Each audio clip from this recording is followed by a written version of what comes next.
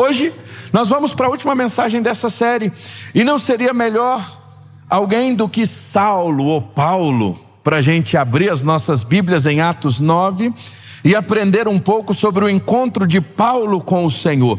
Nenhuma pessoa, irmãos, a não ser Jesus, depois de Jesus, nenhum personagem bíblico no Novo Testamento foi tão relevante à história da igreja como o apóstolo Paulo. É tanto que a maioria do Novo Testamento foi escrito por ele.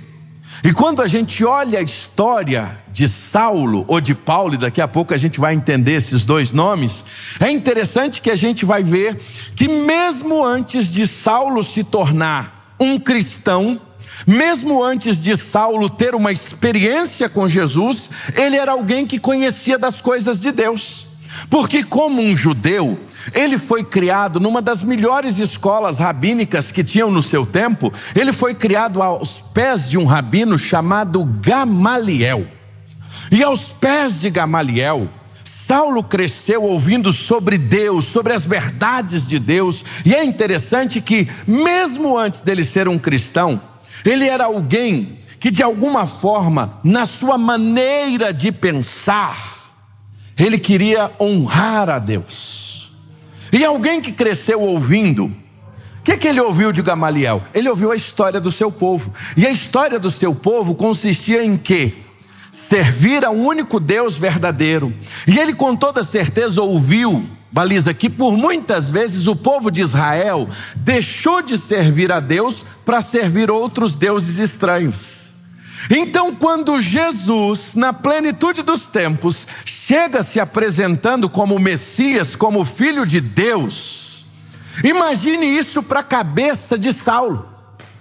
Ele não ia ter outra reação a não ser o quê? Eu vou perseguir esses hereges, eu vou perseguir estes homens e estas mulheres. E ele recebeu literalmente um treinamento muito especial e pessoal por parte de Gamaliel para entender estas coisas. E Paulo, meus irmãos, o Saulo, por mais que ele agia assim, uma coisa a gente sabe: ele estava sendo sincero diante de tudo aquilo que ele aprendeu. Ele estava apenas expressando muito daquilo que ele tinha aprendido. E ele, como um fariseu devoto, que conhecia profundamente o Antigo Testamento que nós temos nas mãos hoje, para ele, um cristão representava uma grande ameaça. Crer em Jesus e reconhecer Jesus como Messias era uma grande ameaça para a cabeça de alguém que era um judaizante. O que eu vou fazer então? Eu vou perseguir esse povo. E ele então persegue. E aí tem uma coisa interessante: Saulo e Paulo, muita gente diz assim, ele era Saulo, e aí depois que ele se converteu, ele se tornou Paulo. Isso não é verdade, irmãos. Saulo e Paulo são dois nomes para a mesma pessoa. Saulo vem de Saul, era o nome judaico que ele recebeu. Só que é bom lembrarmos que Paulo ou Saulo tinha uma dupla cidadania. Como judeu, ele se chamava Saulo. Mas como romano, ele tinha um outro nome, Paulo, que significa pequeno. Como ele teve um ministério entre os gentios, nós vamos notar que ele vem sendo chamado de Saulo, e depois da sua conversão, como ele sai a pregar os gentios, Lucas vai intencionalmente chamá-lo de Paulo. Ele não passa a ser chamado de Paulo porque ele se converteu. Ele passa a ser mencionado como Paulo diversas vezes. Por quê? Porque no mundo gentil era mais fácil ele se apresentar como Paulo, como um cidadão romano, do que se apresentar como Saulo, um judeu. Porque os gentios tinham muita dificuldade em ouvir os judeus. Então, Paulo não é Saulo convertido. Paulo é o nome que Saulo recebeu por ser um cidadão romano. Se a gente pudesse resumir isso de maneira muito simples: Saulo era um nome judaico, dentro da cultura judaica, e Paulo era o nome usado por ele para o seu ministério entre os gentios. E é este homem, meus irmãos, este homem que a Bíblia vai nos contar a sua história. E aí eu pedi para que você abrisse a sua Bíblia em Atos capítulo 9, porque fruto deste encontro de Paulo com Jesus, nós vamos aprender muitas coisas nessa noite de hoje. Tem muita coisa para a gente aprender, fruto também deste encontro. E o texto começa dizendo assim, e eu queria que você acompanhasse na sua Bíblia, mantivesse a sua Bíblia aberta, porque é muito importante a gente conferir nas Escrituras se o que o pastor está pregando está aí. Enquanto isso, Saulo, motivado pela ânsia de matar os discípulos do Senhor, procurou o sumo sacerdote. Pediu cartas para a sinagoga de Damasco, solicitando o quê?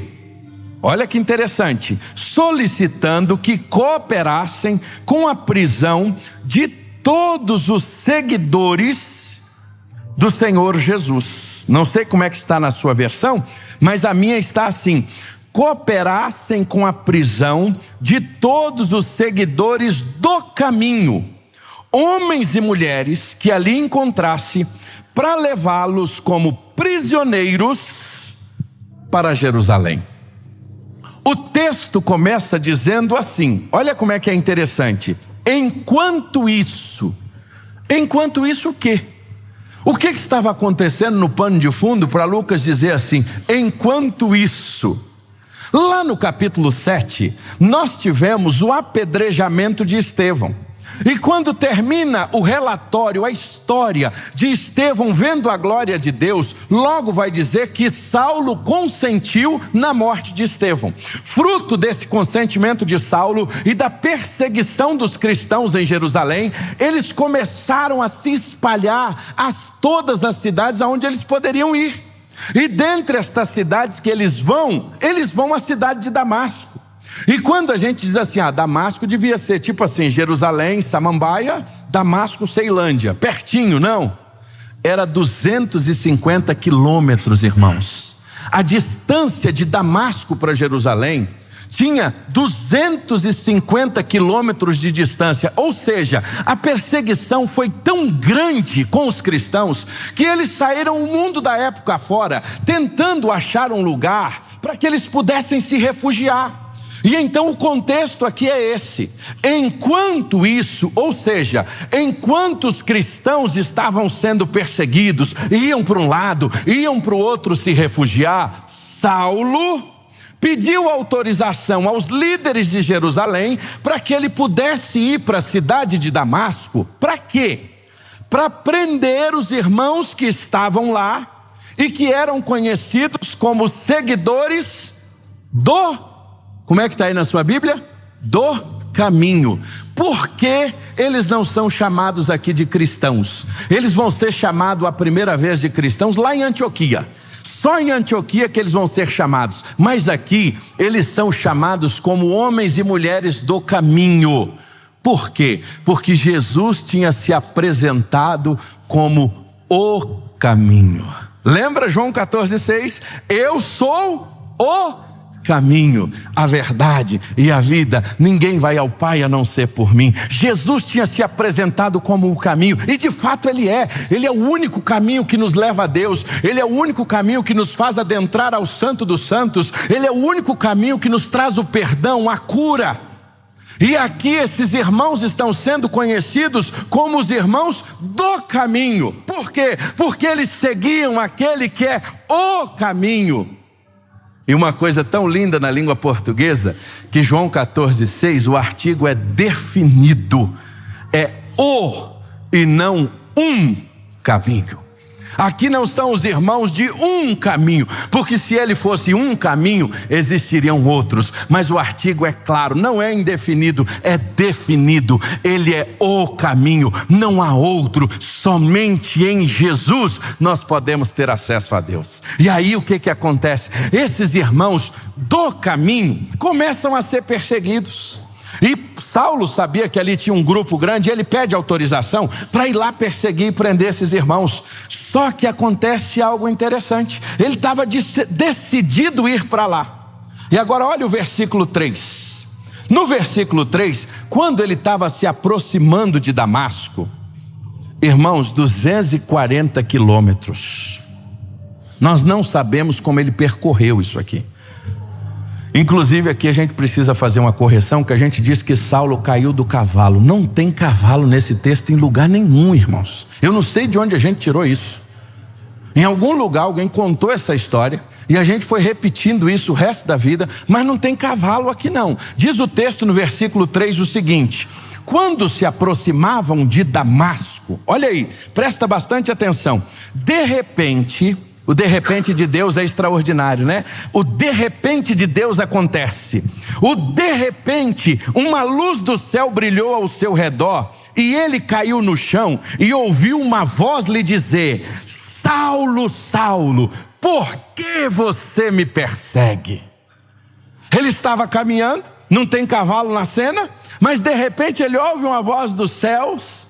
E quando ele ouve essa voz dos céus, de quem é essa voz? É do Cristo ressurreto, o Cristo vivo, que se apresenta a ele e diz: Saulo, Saulo, por que me persegues? E aí tem uma coisa aqui extraordinária. Eu nunca tinha notado isso, irmãos.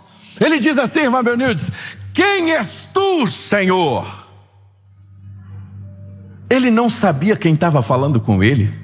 Se você olhar mais à frente, o Senhor, irmão Carlos, vai falar com Ananias. Quando o Senhor fala com Ananias, Ananias diz: Senhor, o teu servo está aqui. Ananias conhecia a voz de Jesus, Saulo não. Sabe por quê? A gente só conhece a voz de quem a gente tem intimidade. Saulo conhecia sobre a lei, Saulo conhecia sobre o povo judeu, Saulo conhecia sobre o Antigo Testamento, só que Saulo não tinha tido uma experiência com o Messias. É por isso que quando o Messias fala com ele: Saulo, Saulo, ele diz: quem és tu?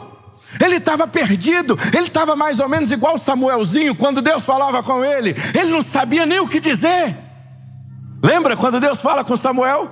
E ele não sabia interpretar que era Deus falando, até o sacerdote ali dizer a ele: quando você ouvir esta voz, diga: fala que o teu servo ouve. Eli, já experimentado com Deus, sabia que era a voz de Deus. Saulo aqui não conhecia a voz de Jesus. Sabe por quê? Porque Saulo não tinha tido uma experiência com ele. E aí ele diz: quem és tu, Senhor? Aí olha como Jesus se apresenta a ele, no verso de número 5. Eu sou Jesus, a quem você persegue. Agora levante-se e entre na cidade, onde lhe dirão o que fazer. É interessante a resposta de Jesus, irmãos. A Bíblia é linda demais. Jesus vira para Saulo e diz assim: eu sou Jesus, a quem você me persegue. Mas quem Saulo estava perseguindo? Os cristãos. Meu irmão, isso aqui é um negócio extraordinário. Toda vez que alguém se levanta contra a igreja, ele não está se levantando contra a igreja, ele está se levantando contra Jesus. Uau! Ele está se levantando contra Jesus. Nós vemos ao longo da história impérios, nós vemos ao longo da história muitas filosofias, nós vemos ao longo da história muitas ideologias, irmãos, se levantando contra Jesus em cima da igreja. Todas elas estão caindo uma a uma, em tempo, história a história, todas estão indo para a lona. Sabe por quê? O pior negócio dessa terra é você querer mexer com a igreja de Jesus, porque você não mexe com a igreja, você está mexendo com Jesus. Olha o que Jesus está nos mostrando. Saulo, você não está perseguindo a igreja não, você está perseguindo é a mim. Saulo, Saulo, por que você me persegue? E aí o Senhor se apresenta a ele, meus irmãos, e fala para ele então ir, levantar. Ele estava no chão nesse momento. Entre na cidade. Eu imagino que ele estava chegando a Damasco. E o Senhor dá uma orientação para ele, aonde lhe dirão o que fazer. E aí o texto vai dizer que os homens que estavam com Saulo ficaram calados de espanto, pois ouviam uma voz, mas não viam ninguém. E aí o texto vai dizer que Saulo se levanta então do chão, Mas quando ele abre os olhos, ele não está vendo nada. Agora imagina, Igor, a arrogância de Saulo, quando ele se levanta e ele abre os olhos e não vê nada. Aquele homem que vinha triunfante para perseguir os cristãos, agora ele se levanta e tem que ser levado pela mão. Já imaginou essa cena? Ser levado pelos seus companheiros, que com toda certeza eram submissos a ele, e agora eles vão levando Saulo, e ele vai para onde? Para a casa de Judas, na rua chamada direita. E ele vai para lá, e ele fica 3 dias lá, sem comer, sem beber, até que o Senhor manda alguém lá. Quem vai lá? Ananias. O Senhor chama Ananias, e o Ananias diz assim: Senhor, eu estou aqui. E aí o Senhor fala para Ananias: Ananias, eu quero que você vá à casa de Judas, na rua chamada direita, porque Saulo está lá. E aí Ananias diz assim: Senhor, o que eu vou fazer lá? Esse homem tem autorização para nos prender, esse homem tem autorização para nos levar preso. E ele diz: vai lá, porque eu tenho uma missão para a vida dele. Aí Ananias vai lá, ora pela vida dele, e ele reconhece, dá tudo a entender que esse momento é quando caem as escamas dos seus olhos, e ele tem uma experiência pessoal com Jesus ali. Ele tem um encontro com Deus, ele tem visão agora, e ele é batizado no Espírito Santo. Sabe por quê? Porque o homem é batizado no Espírito Santo no momento que ele crê, não é depois não, é ali. E o texto diz que ele recebeu o Espírito Santo naquele momento. E aí você olha, quem é Saulo depois daquele momento? Quem era ele antes e quem é ele depois? Aquele que perseguia, agora não persegue mais. Aquele que falava contra Jesus, agora ele está pregando que Jesus está vivo e que Jesus se apresentou a ele no caminho de Damasco, e ele agora é uma nova pessoa em Cristo Jesus. Ele teve um encontro com Jesus, a sua vida foi transformada pela presença de Jesus, meus irmãos. Quando a gente olha para isso aqui, quais são as lições que nós podemos olhar para Saulo e aplicar na nossa vida, irmão Gessé? Esse encontro de Saulo com Jesus, o que eu posso tirar, irmão Marcelo, para a minha vida como aplicação? A primeira lição, sabe qual é? E ela é extraordinária. Verdadeiros encontros com Jesus nos leva à mudança profunda. É impossível falar, eu tive um encontro com Jesus e a minha vida continuar da mesma maneira. Vou repetir isso. É impossível eu afirmar, eu conheço a Jesus, eu sirvo a Jesus, eu tive um encontro com Jesus e a minha vida não mudar nada. Paulo está nos mostrando isso, Saulo está nos mostrando isso. Ele ia nessa direção. Qual era a direção? Perseguir a igreja, fazer o mal. Um homem que estava longe do propósito de Deus, mesmo conhecendo a lei de Deus. Num determinado momento ele tem um encontro com Jesus, e ele então tem uma experiência com Jesus, e ele vive o que nós chamamos de conversão. Se ele ia nessa direção, agora ele volta na direção oposta, porque todo homem que tem um encontro com Jesus, ele nunca mais anda da mesma maneira. Quem era Zaqueu? Como Zaqueu andou até encontrar com Jesus? Ele roubava, ele fazia coisa errada. No dia que Zaqueu encontrou Jesus, ele mudou de vida. E aí a gente vai olhando quem era Mateus, como Mateus andava, como Mateus seguia, até o dia que ele encontrou Jesus. Irmãos, é muito provável que agora em outubro, eu e Samara vamos pregar uma série sobre transformação. Olha quem é Pedro. Olha quem é Pedro. Vem olhando a vida de Pedro. Eu vou deixar que Samara vai pregar esse sermão. Mas veja quem é o Pedro antes de Jesus e quem é o Pedro depois de Jesus. Sabe por quê? Porque não existe ninguém que se encontra com Jesus e continua da mesma maneira. Pastor, eu tive um encontro com Jesus, nada mudou. Então você não se encontrou com Jesus. Ah, pastor, eu sirvo a Jesus, mas a minha vida não muda. Não, você não serve a Jesus, você serve a você mesmo. Eu preciso lhe dizer isso. Às vezes muitos de nós, meus irmãos, estamos nos enganando. A gente até vem ao culto, a gente até diz que serve a Jesus, a gente tem até uma linguagem evangélica. A gente até bota assim no carro, propriedade exclusiva de Jesus. Já viu? A gente bota, mas aquele carro não serve a Jesus. A minha vida não serve a Jesus. Sabe por quê? Porque eu gosto de Jesus, eu até admiro a Jesus, mas eu não tive um encontro com Ele. Porque dia que eu tiver um encontro com Ele, a minha vida nunca mais vai ser a mesma. Eu não canso de contar aos irmãos. Meus pais se converteram já depois de adultos. Meus pais se converteram há pouco tempo. Não tem muitos anos que papai e mamãe se converteu. Quando eu era criança, eles não eram ainda convertidos. Hoje, graças a Deus, já são. Mas quando eu era criança, eu tinha muito medo da morte. Até o dia em que eu encontrei Jesus. Porque no dia que eu encontrei Jesus, a minha vida nunca mais foi a mesma. Sabe por quê? Porque quando a gente encontra Jesus, nós não somos o mesmo. Paulo encontrou Jesus, e no dia que ele encontrou Jesus, ele nunca mais foi a mesma pessoa. A primeira coisa que a gente aprende, meus irmãos, é um verdadeiro encontro com Jesus nos leva a uma mudança radical de vida. Não tem como a gente encontrar com Jesus e continuar do mesmo jeito.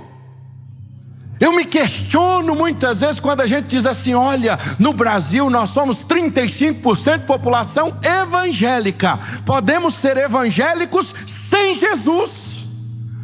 Podemos ser membro de igreja batizado sem Jesus. Sabe por quê? Porque o que autentica uma vida com Jesus é a mudança. O que autentica uma vida com Jesus é o domínio do Espírito Santo, é fruto do Espírito, é amor, é alegria, é paz, é benignidade, é bondade, é fidelidade, é mansidão, é domínio próprio. Não tem, irmão, quem é dominado pelo Espírito Santo, que alguém não vai olhar e dizer assim: essa pessoa é diferente. O que essa pessoa tem? Eu não estou dizendo que ele é perfeito, mas ele é diferente. Por quê? Porque ele tem Jesus. Primeira coisa que a gente aprende, o encontro com Jesus muda a nossa vida. Só que tem uma outra coisa. Quando a gente se encontra com Jesus, minha irmã, Ele quebra o nosso ego. Ele nos joga na lona. Olha o que Ele fez com Saulo. Aquela empáfia dele. Aquele homem que estava prendendo todo mundo, aquele que se achava o senhor da história, aquele que se achava no direito de botar os cristãos na cadeia. Isso só foi até o dia que ele encontrou com Jesus. Sabe por quê? O Senhor pegou o ego de Saulo e levou lá na cruz. O ego de um homem, quando conhece a Jesus, ele vai lá para a cruz. O nosso super ego morre e aí some. É por isso que a gente diz: ora, se alguém está em Cristo, nova criatura é. As coisas velhas já passaram, eis que tudo se fez novo. O Senhor nos leva lá no chão. Ele nos mostra que a gente não é nada. É aquilo que Ele diz em João 15: sem mim nada podeis fazer. Enquanto a gente não conhece a Jesus, a gente não entende isso. A gente acha que a gente pode fazer alguma coisa. A gente acha que a gente pode decidir alguma coisa. A gente acha que a gente é alguma coisa. E no fundo, nós não somos nada. Nós somos pó, irmãos. Sabe o que nos iguala? A consequência do pecado, que é a morte física e a morte eterna. Mas graças a Deus que nos dá a vitória em Cristo Jesus nosso Senhor. Essa é a mensagem da igreja, meus irmãos. A mensagem da igreja é Jesus, meus irmãos.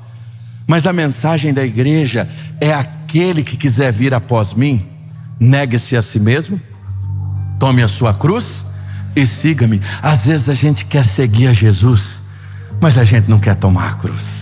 Às vezes a gente quer até, e a gente até gosta de Jesus, a gente quer o milagre de Jesus, a gente quer o pão, a gente quer o peixe.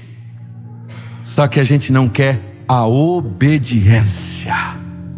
A segunda coisa que nós aprendemos quando nós temos um encontro pessoal com Jesus, meus irmãos, nós nos tornamos humildes. E aí tem uma coisa interessante. Pastor Rubens gosta sempre de me lembrar: humildade é a única virtude que, quando você descobre que a tem, você já não tem mais. E sabe qual é o nosso erro? Às vezes a gente acha que humildade é falta de recurso. Ah, fulano é humilde. Irmãos, tem tanta gente que não tem nada e é uma arrogância terrível. Tem tanta gente que não tem um papelão para dormir em cima, desculpe a expressão, mas se acha tão arrogante. E às vezes tem pessoas que têm recursos e são pessoas humildes. Então humildade não é uma questão de bens materiais, ter ou não ter. Humildade é questão de vida espiritual. É diferente. Humildade não tem relação com material. Humildade tem relação com espiritual. Ser espiritual ou não ser. Viver pela carne ou viver pelo espírito. Aqui tem relação com humildade. E a gente termina nessa noite, na última lição. Quando nós temos um encontro com Jesus, Ele muda a nossa vida. Ele traz a humildade para o nosso coração, porque a gente descobre que a gente não é nada. Mas tem uma coisa, Ele nos dá uma missão.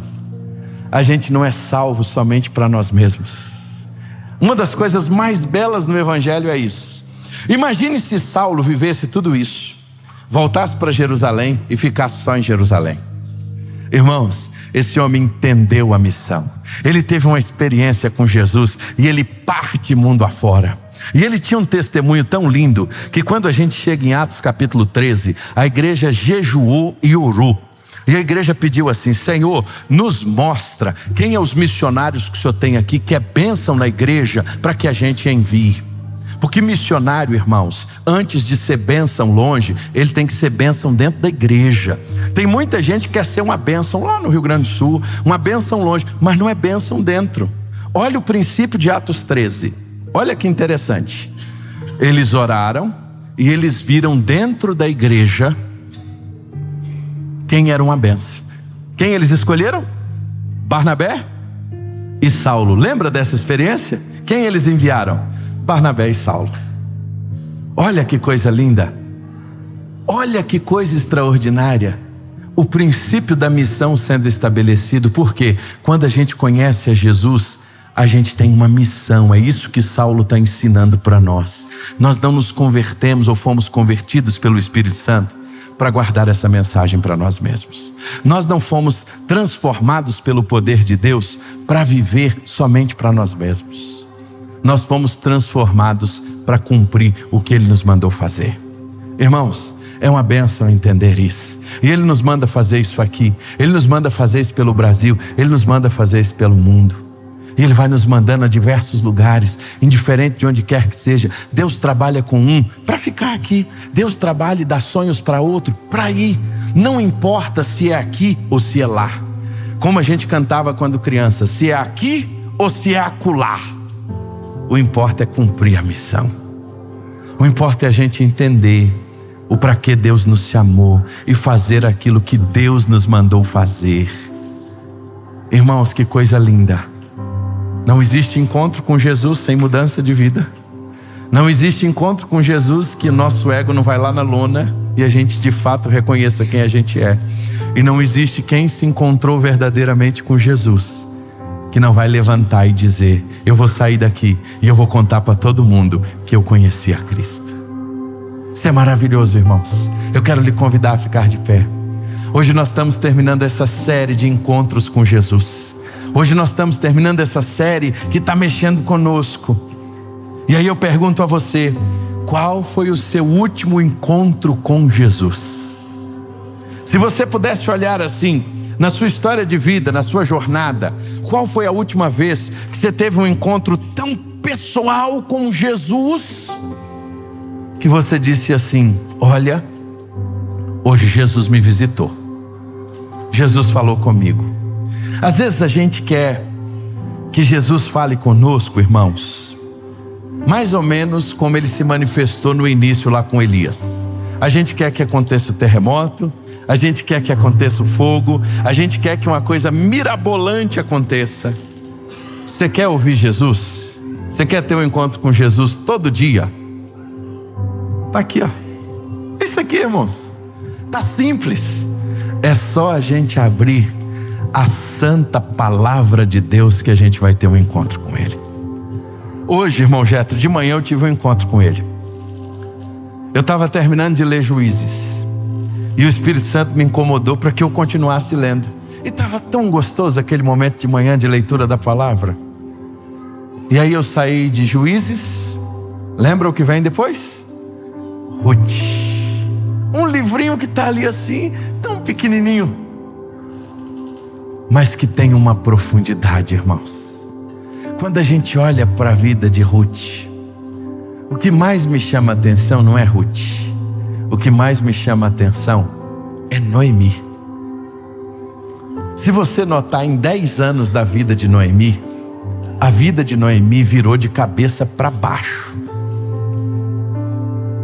Olha que interessante, foram 10 anos, o texto diz isso. A terra dela começou muita fome. Ela vai buscar. Chega lá, o que acontece? Ela perde o esposo. Depois ela perde o quê? Os 2 filhos. Em 10 anos, ela perde o marido e os 2 filhos. Aos olhos humanos, acabou. E é tanto na nossa humanidade que chega uma hora que ela diz assim: não me chama de Noemi não, me chama de Mara. O significado de Mara, amargo. Ela estava amarga, como muitas vezes a gente pode estar pelas lutas, pelas dores, pelas decepções.